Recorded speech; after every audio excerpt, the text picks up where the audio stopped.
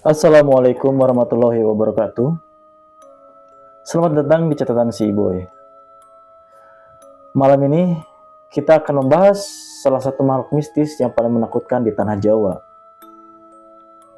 Apakah kalian pernah merasakan hawa dingin tiba-tiba atau mendengar suara berat yang bergema di sekitar rumah? Mungkin itu bukan sekedar angin malam. Mari kita selami menyeramkan tentang genderuwo. Malam yang sunyi, udara dingin menyelimuti. Di balik gelapnya pepohonan yang menjulang tinggi, ada sesuatu yang mengintai. Mata merah membara, tubuh berbulu hitam pekat, dan napasnya yang berat menggema di kegelapan. Itulah genderuwo, makhluk mistis yang melegenda dari tanah Jawa. Sebelum memulai ceritanya, subscribe terlebih dahulu agar kita semakin semangat memberikan cerita-cerita menarik kepada kalian. Mari kita mulai ceritanya.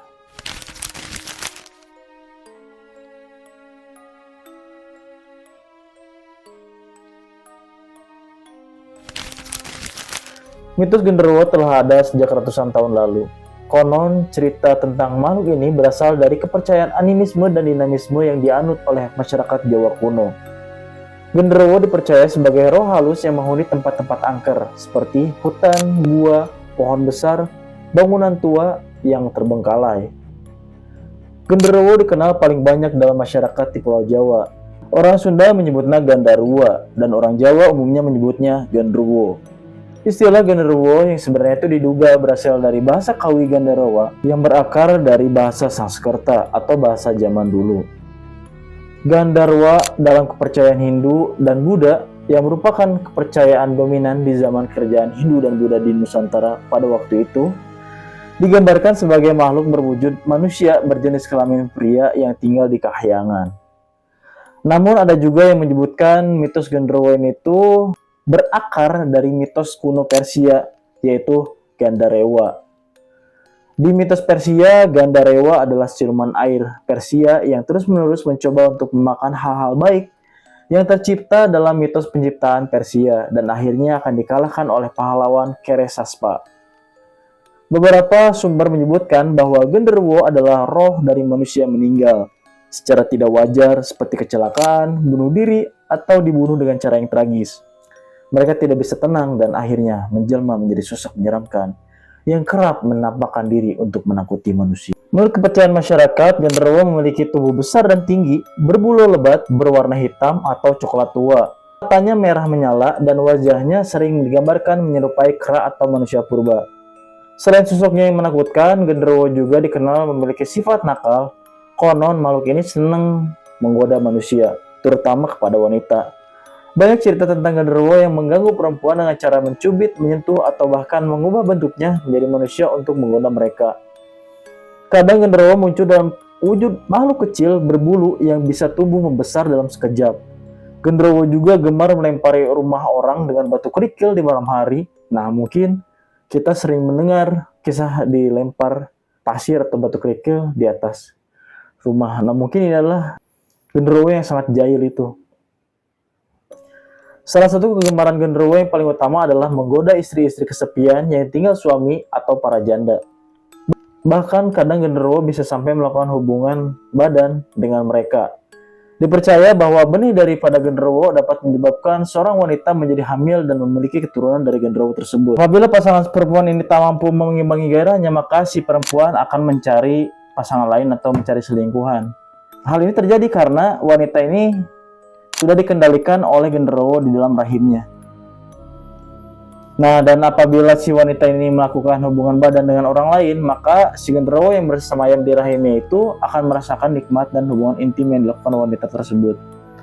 Dalam kepercayaan Jawa, tidak semua genderuwo itu bersifat jahat. Ada pula genderuwo yang bersifat baik.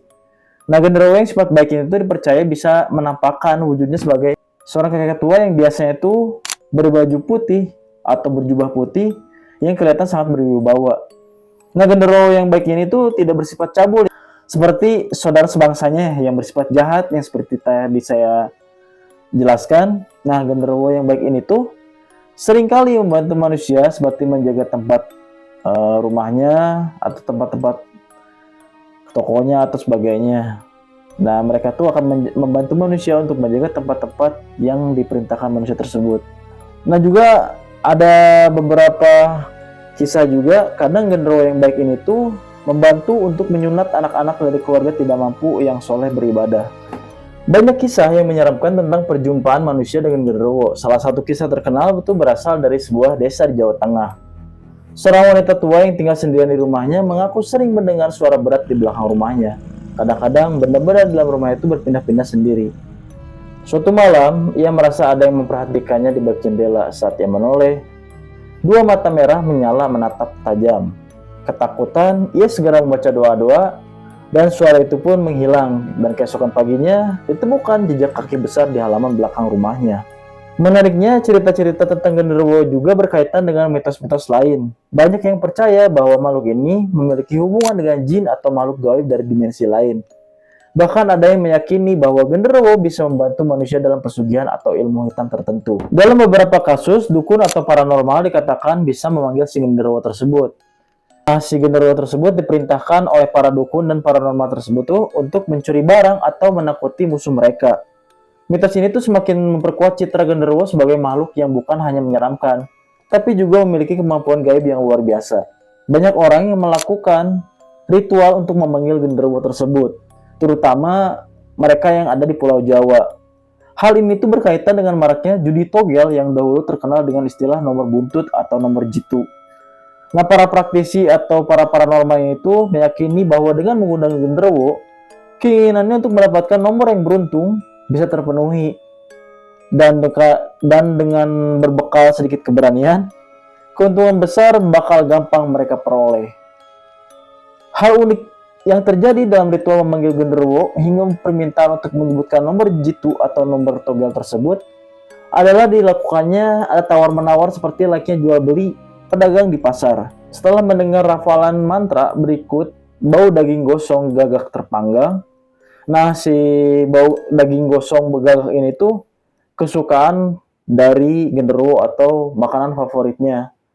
Nah, si paranormal itu harus secepatnya meminta apa yang mereka inginkan sebelum genderuwo itu mencuri atau memakan umpan sate burung gagak tersebut. Sebab jika si genderuwo telah kenyang, mereka tuh akan segera pergi ya.